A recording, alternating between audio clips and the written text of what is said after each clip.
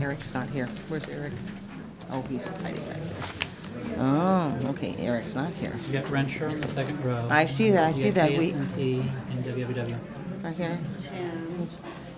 Yeah, it's like king. They're all getting hooked up. Hail, the gang's all here. I'm keeping an eye on 3 it. minutes. 2 minutes.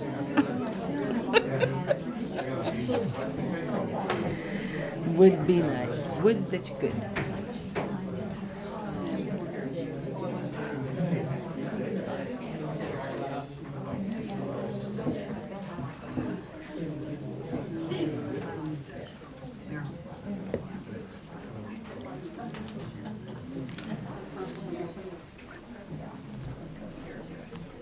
We're waiting for the WIBW guy, in case you wanted to know. Well, we also have, Not to, had 2 not to minutes. point him out or anything. We have 2 minutes to 2 minutes, yeah, 2 We have minutes. 2 minutes.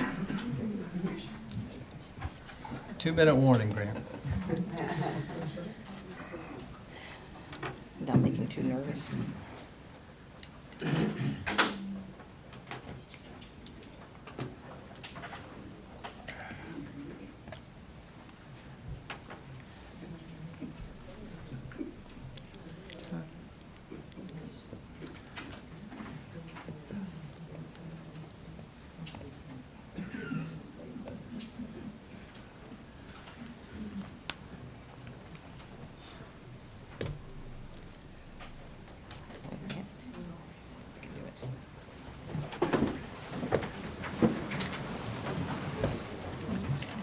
I'm going to lead us in the Pledge of Allegiance tonight.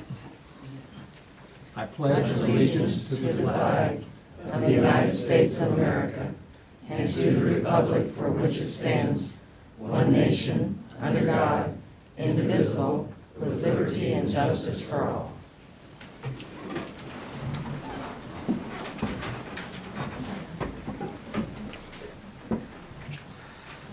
I think you know us all, but just to make sure, my name is Bob Archer. I currently serve as chair of the Shawnee County Commission alongside Commissioner Bill Rippon, who represents District 1, and Commissioner Kevin Cook, who represents District 2. Welcome, everybody.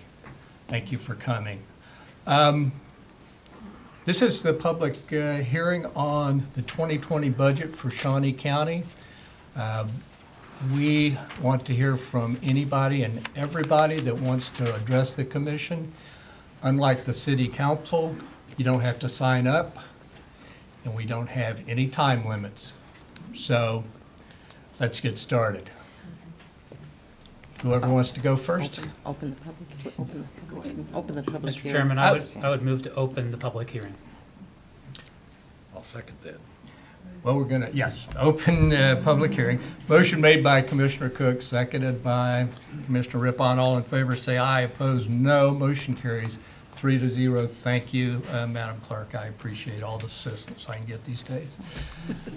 So, first person that wants to speak. All right, motion to close the public. If anyone wants to address the commission, now is this is your opportunity. Again, there's no time limit, no sign-up sheets. Feel free.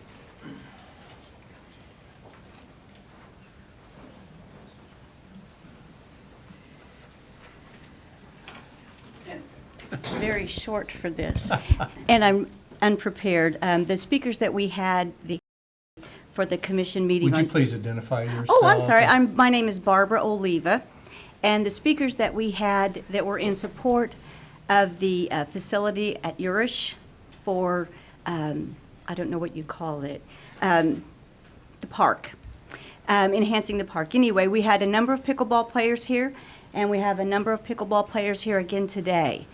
We are very much in support of it. There is a large number. We have a mailing list of over 600 people that play, a number of people that play in the evenings. A lot of those working people have no place to play once the time change occurs. It's dark, there are no lighted courts, there is no good parking for us to be able to do so. So for outdoor activity for working people especially, there's nothing available unless you belong to a club of some sort, and not everybody can afford that. I don't know what else to say. Like I said, I was unprepared. I didn't know our speakers weren't going to be here tonight. But I hope that you really take this seriously, because there are so many people in support of this. There's land available there. It would really benefit the community.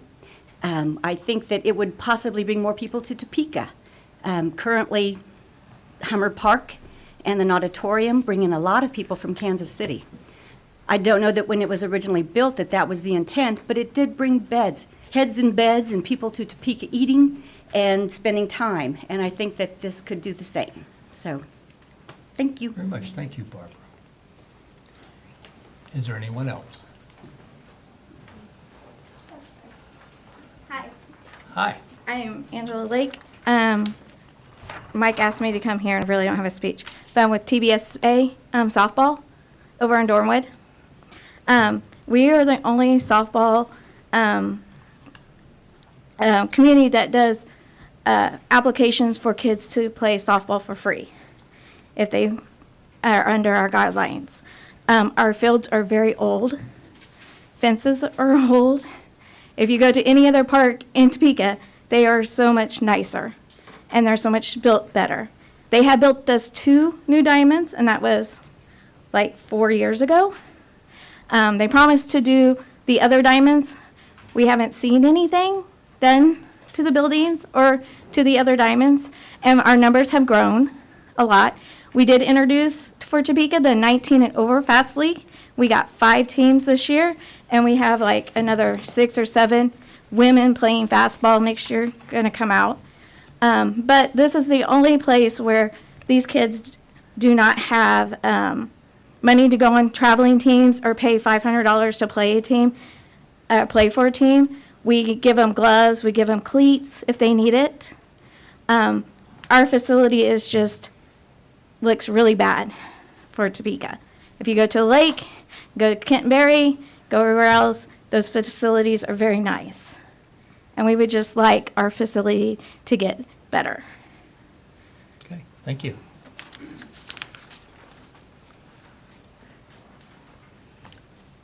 Others?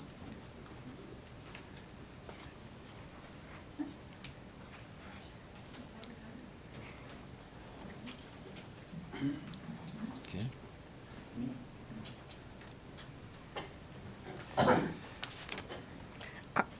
Is there like an order or just public comment in general?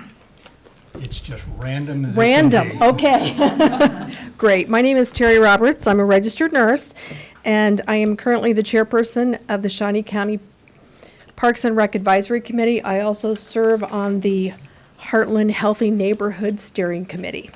So I'm here to support all the money that has been requested in the Shawnee County Parks and Rec budget. Would appreciate it if you would approve all of it in its general budget, okay? I also, because, and I know that the person that just spoke talked about basically, I think, softball fields and that. Of course, the advisory committee gets lots of input, and one of the things that we have heard, I know the Bettis facility is excellent. It brings a lot of tournaments into our community. So I asked Mike Bell 2 weeks ago to just give me the 18 and 19 revenue generations, what we call estimates that they have for win tournaments that are at the Shawnee County Parks and Rec facilities that you know of. I said, if you already can just pull a report, that would be helpful to me. I would just like to share that with the county commission. And I said, Mike Bell, I know they know we don't get the TGT funds. I know that. But this is actually, he didn't even send me what their heads on beds revenue generation was. He sent me what the estimated value to the city and the county is from all the tourism, which would be the lodging and the restaurants and any of the incidentals for people coming. I just wanted to give you those numbers. I thought they would be helpful to you as you consider improvements to our softball fields and our other baseball fields that are out there that are in the Shawnee County Parks Division. So for 2018 and 2019, he only could do it through what he already has projected or what he has in, and he doesn't have everything through the end of the year. But in 2018, it was $3,075,000. Currently, what is projected in terms of that value is $2,824,000. So I thought that would be helpful to you to know. And I only asked for softball and baseball. I didn't ask for soccer. I didn't ask for anything else. I just said I just need some numbers to share with them to make the case that we need to maintain our softball fields and our baseball fields in enough condition that they'll attract national tournaments here and local tournaments and regional tournaments. So it's just what I wanted to share. Thank you. Would you forward that information to us? Absolutely. I did to the advisory committee this afternoon, and I think I sent it to Tim and Randy too. I'll make sure you all get it. Thank Very you. good. Thank you, Terry.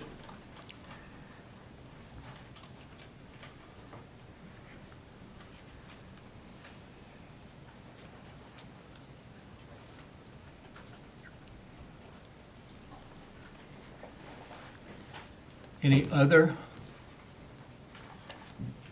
to discuss before we close the meeting?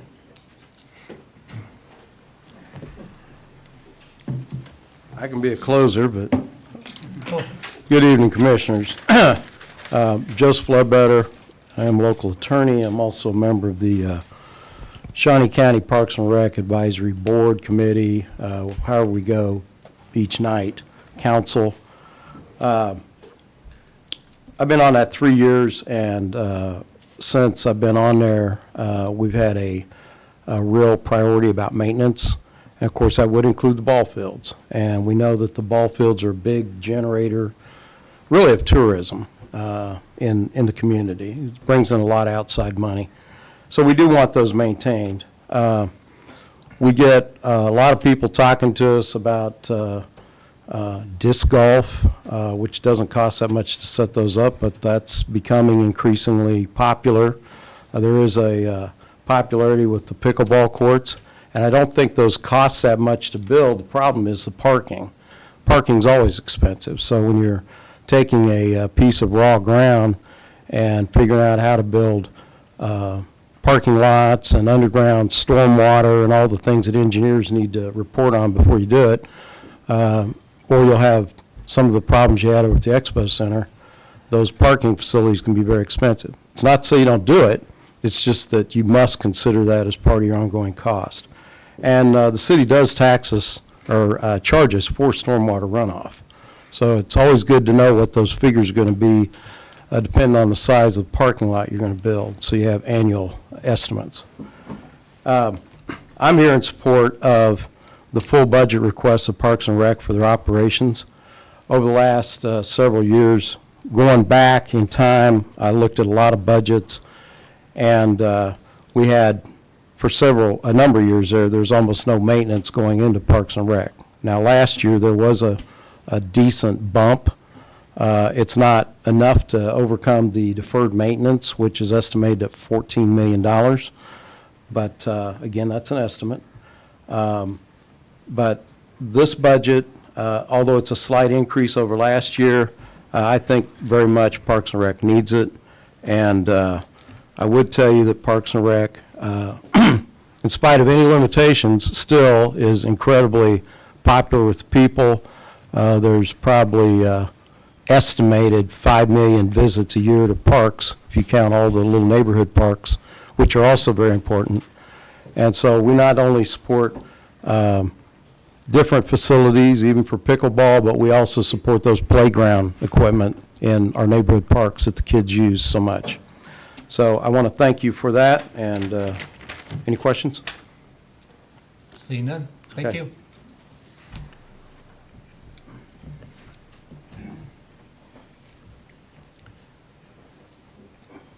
Are there any other members of the public that would like to address the commission concerning the budget for 2020? Okay. I already feel self-conscious in my shorts. I'm Leslie Prentice. I played pickleball for about 5 years. I'm not the enthusiast. I love it, but I don't play as often as a lot of the seniors here. And I've made great friends, but the only thing I really want to say is the site at 21st and Urish looks to me like it has a lot of parking already there. And if you're talking about sharing parking, maybe that's one cost you won't have to have. But Eldana couldn't be here. She's out of town, but we strongly support this, the whole pickleball community. So thank you. Thank you so much.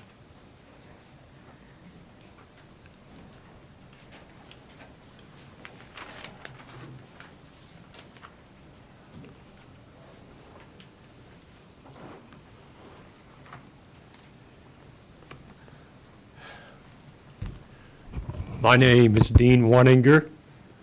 I'm one of the two people that brought pickleball to Topeka back in 2004 and 2005. I'm for having new courts. We've started teaching pickleball back in about 2006 every Wednesday night. And since that time, between Eldon and myself, we've taught over 650 people how to play pickleball. We averaged between 3 and 5. Sometimes, like last night, we had 9 every week. We have it on Wednesday night, and last night we had 9 new people. And so that's how we grow. The one thing I want to point out to you guys is I traveled in a motorhome for 17 years. And so a lot of people know who I am and that I live in Topeka. And I've had 4 couples come to Topeka and stop in Topeka just because we have pickleball courts here for them to play. And last week, we had a friend of ours that stayed for a week and played every day pickleball. That's why they were here. Thank you. Thank you for your comments.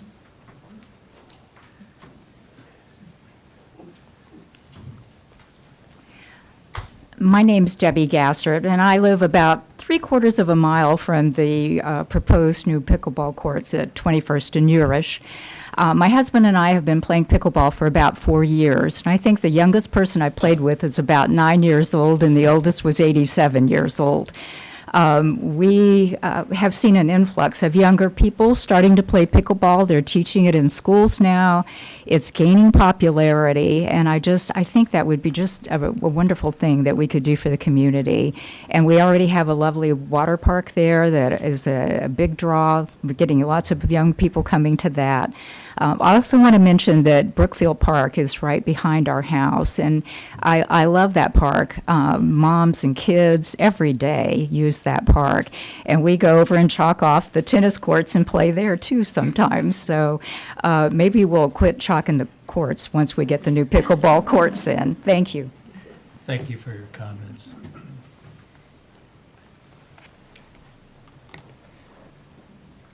Other comments tonight? Going once. Fair warning, if anyone wants to address the commission, this is the time to do it. Okay, I'll entertain a motion to close the public hearing. That sounds like I'll move that we close the meeting. Second. Motion made to close the public hearing and adjourn the meeting. Thank you all for coming. It is appreciated. We are adjourned. Oh, I did want to mention, I'm sorry, Monday morning at that meeting, we will be finalizing the capital improvement plan. And then next Thursday, we start solid discussions on the budget itself for 2020. We must complete the budget process by August 25th. And so that's sort of the schedule coming up in the weeks ahead. But thank you so much for coming. I appreciate it.